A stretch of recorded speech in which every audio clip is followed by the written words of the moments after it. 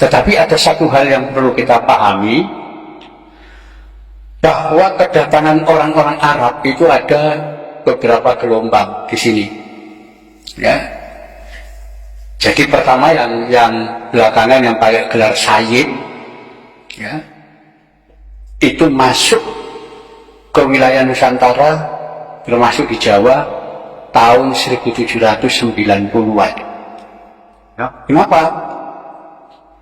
Karena di negeri Arab sedang terjadi pergolakan kaum Wahabi. Ya. Jadi kaum Wahabi tahun 1790 itu menyerang Karbala. Ya, karena dianggap sesat orang-orang di Karbala karena apa? Mengkultuskan kuburan Imam Husain yang mati di Karbala.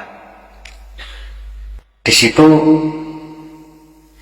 golongan Wahabi ini, semua orang yang ziarah ke makam sekitar itu dan penduduk yang tinggal di wilayah Karbala dikumpulkan dan disembelih. 6.000 orang mati. Setelah itu pergi, ya, ke wilayah Hijaz, ya. Itu masuk, termasuk Mekah, itu jamaah haji juga dibantai di sana. Orang-orang yang mengaku keturunan Nabi, para sayyid, para syarif, diburu-buru untuk dibunuh. Disitulah mereka melarikan diri. Sebagian lari ke Jawa, ya, dengan naik kapalnya Belanda. Ya, lari. Nah, sebagian di antara para sayyid dari Hijaz, dari wilayah sekitar Mekah, ya, Jeddah, kemudian sampai wilayah Madinah, itu namanya wilayah Hijaz. Itu sebagian masuk ke daerah Surakarta. Ya, mereka itulah kemungkinan kemudian oleh Sultan Hamengkubuwono II ditampung, ditolong. Ya, dikasih tanah untuk tinggal di situ dan kawin dengan perempuan pribumi. Ya, wilayah tanah untuk para sayyid inilah, ya, yang di daerah Jogja sekarang dikenal dengan nama Kampung Sayyidan. Ya, itu sampai sekarang namanya Kampung Sayyidan. Para sayyid inilah yang nanti ikut mendukung pemberontakan Sultan Hamengkubuwono II. Ya, Sultan Hamengkubuwono II ini kakeknya Pangeran Diponegoro. Ya, beliau kalah, tangkap, dibuang ke Penang, ya, dan kemudian pengikut-pengikutnya melarikan diri, termasuk sebagian para sayyid melarikan diri. Ya, itulah tahun 1810. Ya, ya mungkin saja Sayyid Husain ini dari kelompok itu yang awal-awal.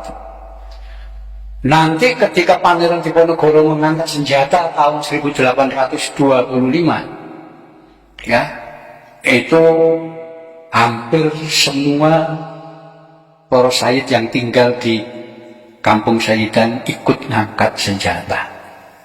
Ya, itu sebabnya ketika Pangeran Diponegoro kalah dan ditangkap, ya, tahun 1830, para sayyid ini dengan pengikut Pangeran Diponegoro tidak mau nyerah.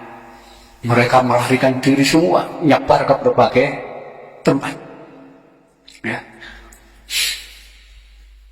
itulah kita temukan banyak makam-makam para sayyid ini di berbagai wilayah.